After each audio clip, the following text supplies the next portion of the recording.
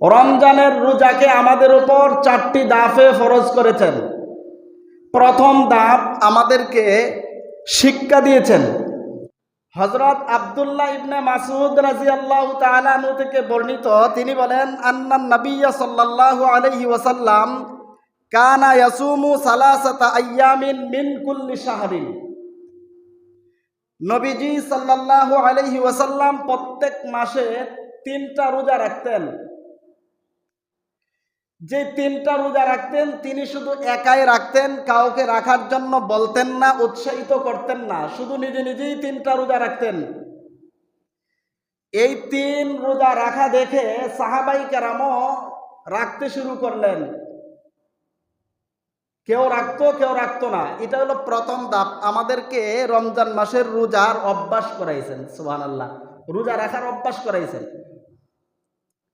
দ্বিতীয় ধাপে হযরত মুহাম্মদুর রাসূলুল্লাহ সাল্লাল্লাহু আলাইহি ওয়াসাল্লাম মক্কা থেকে মদিনায় গেলেন যখন হিজরত করে। হযরত আব্দুল্লাহ ইবনে আব্বাস রাদিয়াল্লাহু তাআলা আনহু থেকে বর্ণিত, তিনি বলেন, কাদিমান নবিয়্যু সাল্লাল্লাহু আলাইহি ওয়াসাল্লাম আল মাদিনা রাআল ইয়াহুদা তাসুমু ইয়াউম আশুরা। হযরত মুহাম্মদুর রাসূলুল্লাহ সাল্লাল্লাহু আলাইহি ওয়াসাল্লাম মদিনায় গেলেন যখন, সেখানে গিয়ে দেখলেন ইহুদিরা আশুরার দিনে রোজা রাখছে।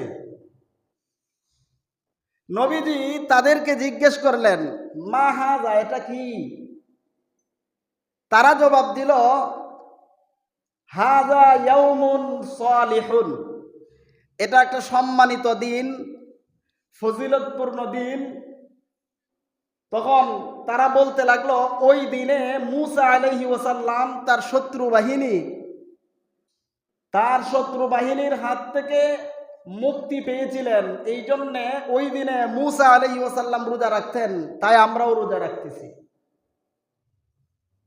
হযরত মুহাম্মদুর রাসূলুল্লাহ সাল্লাল্লাহু আলাইহি ওয়াসাল্লাম তিনি বললেন, তোমাদের চাইতে, তোমাদের নবীর সাথে, মূসা আলাইহিস সালামের সাথে আমার সম্পর্ক বেশি, অতএব তোমাদের চাইতে আমি বেশি হকদার, ওই দিনে আমিও রোজা রাখবো।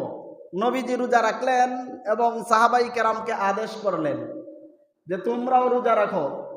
ইহুদিরা একদিন রোজা রাখতো, নবীজি বললেন তার আগের দিন অথবা পরের দিন 2 দিন রোজা রাখো, ইহুদিদের থেকে আলাদা করে রোজা রাখো। তাহলে প্রথম ধাপে আমাদেরকে রোজা রাখার অভ্যাস করাইছেন। দ্বিতীয় ধাপে এসে নবীজি আদেশ করলেন, অর্থাৎ আমাদের উপরে রোজা ফরজ। কোন রোজা? আশুরার রোজা। এখনো কিন্তু সেই ফরজ রইছে না। এটা রমজানের রোজা ফরজ হওয়ার আগের কথা বলছি। আশুরার রোজা আমাদের উপরে ফরজ ছিল। এটা গেল দ্বিতীয় ধাপ। আবার তৃতীয় ধাপে এসে এই যে আমি আপনাদের সামনে সূরাতুল বাকারার 183 নম্বর আয়াত তিলাওয়াত করেছি, এই আয়াতের মাধ্যমে আমাদের উপরে রোজা ফরজ। আল্লাহ বলেন, ইয়া আইয়ুহাল্লাযীনা আমানু কুতিবা আলাইকুমুস সিয়াম কামা কুতিবা আলাল্লাযীনা মিন ক্বাবলিকুম লাআল্লাকুম তাত্তাকুন। তৃতীয় ধাপে এসে আল্লাহ তাআলা বলেন, হে ঈমানদারগণ, তোমাদের উপরে রোজা ফরজ। তৃতীয় ধাপে এসেও আমাদের উপরে যে রোজা ফরজ হয়েছে, এরপরেও আমাদের জন্য কিছু ছাড় দিয়েছেন। কেমন? আল্লাহ বলেন, ফামান কানা মিনকুম মারিদান আও আলা সাফারিন ফাইদ্দাতুম মিন আইয়ামিন উখার وعلى الذين يطيقونه فدية طعام مسكين। যারা রোজা না রেখে টাকা পয়সা দিয়া দিবে, অর্থাৎ এতিম মিসকিনদেরকে খাওয়া দিবে, তারা যদি রোজা না রাখে তাহলেও চলবে। কথা বুঝতে পারছেন না? সে অসুস্থতার কারণে নয়, সুস্থ ব্যক্তি, তার টাকা পয়সা আছে। এখন সে যদি চায় আমি রোজা রাখবো না, টাকা পয়সা দিয়া দিব, আল্লাহ সুযোগ দিয়েছেন, টাকা পয়সা দিলেও চলবে। কি করবে? وعلى الذين يطيقونه ফিদিয়াতুন তুআমু মিসকিন, এতিম মিসকিনদেরকে ফকিরদেরকে খাওয়ায় দিবে, তাইলে চলবে।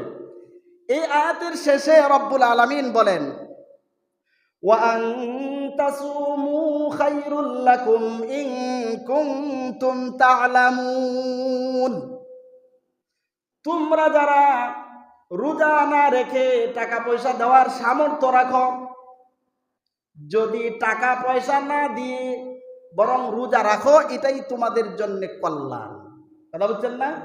আল্লাহ বলতেছেন যদি টাকা পয়সা না দিয়ে তোমরা রোজা রাখো এটা তোমাদের জন্য কল্যাণ, আর যদি না রেখে টাকা পয়সা দিয়ে দাও, দিতে পারো, আল্লাহ অপশন দিয়েছেন। তাহলে প্রথম ধাপে আমাদের উপরে রমজানের রোজা রাখার অভ্যাস করাইছেন। রোজা রাখার অভ্যাস নবীজি একা একা শুধু রাখছেন, কাউকে বলেননি, উৎসাহিত করেননি। সাহাবাই কেরাম দেখে দেখে রোজা রাখতেন। এটা হলো প্রথম ধাপ।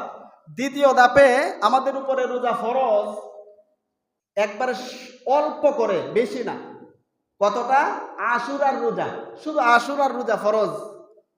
আর তৃতীয় ধাপে এসে আমাদের উপরে রোজা ফরজ, সবার উপরে ফরজ নাকি যাদের টাকা পয়সা আছে রোজা না রেখে টাকা দিলেও চলবে, টাকা পয়সা দিয়ে দিলেও চলবে। আর চতুর্থ ধাপে এসে আল্লাহ রাব্বুল আলামিন আমাদেরকে বলেন শাহরু রামাদানাল্লাযী উনজিলা ফীহিল কুরআন, রমজান মাস যেই মাসে কোরআন নাজিল হয়েছে। এই আয়াতে সূরাতুল বাকারার 185 নম্বর আয়াতে আল্লাহ বলেন ফামান শাহিদা মিনকুমুশ শাহরা ফালইয়াসুম, তোমরা যারা রমজান মাস পেয়ে যাও, শুনো তোমাদের জন্য ফালইয়াসুম, রমজান মাসের রোজা তোমাদের উপরে, রোজাকে ফরজ করা হয়েছে, চূড়ান্ত ফরজ। এখন আর কোনো ছাড় নাই। গরিবের উপর যেই রকমের রোজা ফরজ, ধনী ব্যক্তিদের উপরেও রোজা ফরজ, নারী পুরুষ সকলের উপরে ফরজ। রোজা আর ছাড় দেওয়া যাবে না, সবাইকে রোজা রাখতে হবে, এটা চূড়ান্ত সিদ্ধান্ত। সকলের উপরে রমজানের রোজা ফরজ। এই চতুর্থ ধাপে এসে রমজানের রোজা ফরজ করেছেন।